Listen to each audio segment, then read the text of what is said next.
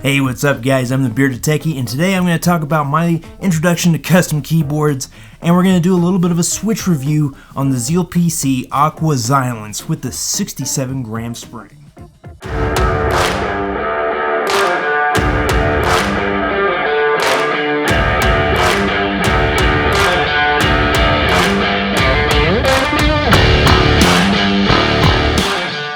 Hey, what's up guys? If you're new to my channel, don't forget to hit that subscribe button down here at the bottom, and don't forget to give it a thumbs up or a thumbs down. If you don't like this video, if you hate this video, if you think this video is terrible, if you think it sucks, hit that thumbs down button. Go ahead, smash it. Let me know. I don't care.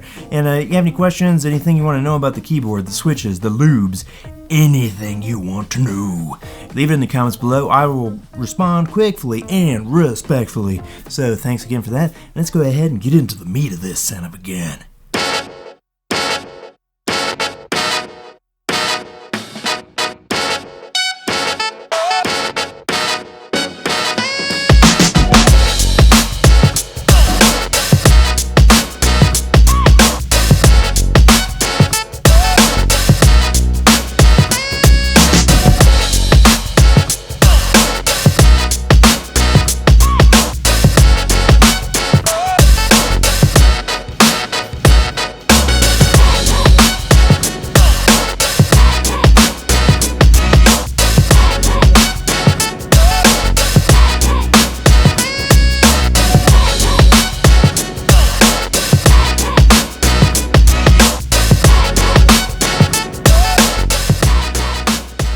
So I'm pretty much brand new to custom keyboards, right? I had got the Drop CTRL keyboard, which I actually like quite a bit. I got the bare bones version, which means it comes with just the case and the PCB, no switches, no keycaps.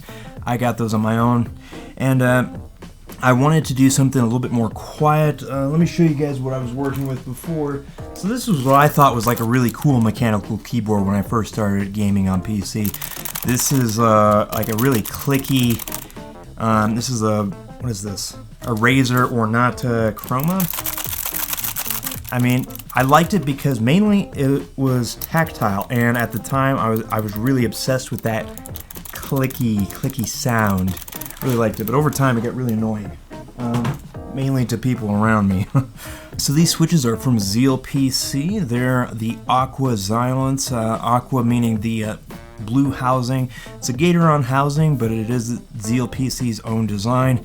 And what makes them Zilent is they have a little rubber foot on the top and the bottom of the stem, and that helps, you know, cushion from bottoming out and from the return action on the key switch. And also, if you look at the very bottom, you can see that there's rubber in the very bottom underside of the stem as well, and this is to also cushion that bottoming out sound.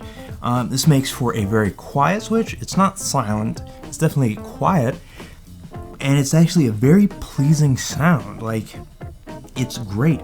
Oh, one thing I forgot to mention, these are a tactile switch. Tactile is one it's like clicky but without the click, right? So you get that feel. You can feel it when it presses, like there's a bump.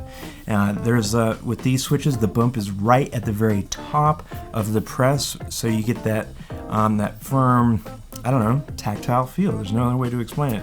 If you haven't tried one, I highly recommend it. Tactile is my favorite type of switch. Let's go ahead and get into a sound test, and we'll talk about it.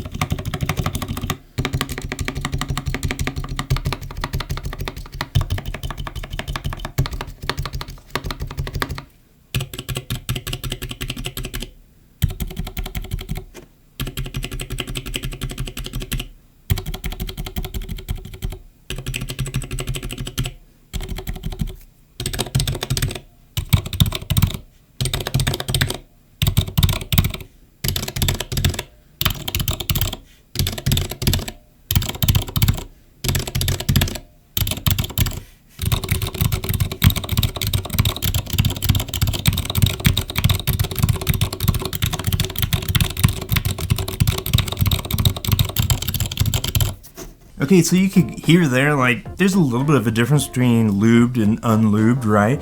The unlubed are a little bit scratchy, right? So you get that, you reduce some of that noise that happens with the stem rubbing up on the sides of the housing and so on and so forth. And one thing I also need to mention is when you're lubing switches that are tactile, it is pretty much considered a good idea to not lube those little feet that I showed you earlier, and I'll put them back up on the screen again. There's those little legs. That's what gives you the bump in the tactile switch, and if you lube that, it's going to reduce the tactile feel, the tactility of the switch. So if you don't want tactility in your tactile switch, then feel free to lube those. But if you want the tactility in your tactile switch, don't lube the little legs. Okay, so yeah, you could hear there was just that little bit of a scratchiness that went away. Overall, I would say that these, even though they're considered silent, are kind of thocky, not clacky at all. So if you're new to keyboards and you don't know anything about keyboard sounds or anything like that, it's so hard to like explain like the difference between thocky, clicky, clacky. Like there's so many different words to use to like describe the different acoustics of keyboards that are just, I love the verbiage. I love it. Yeah. Oh, and one thing I did notice that I just want to mention is that lubing the springs did reduce the spring ping.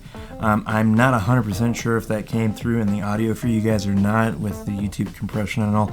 But yeah, when you, with the springs unlubed, you get a little bit of a ping sound, like, a little bit of pinging. But yeah.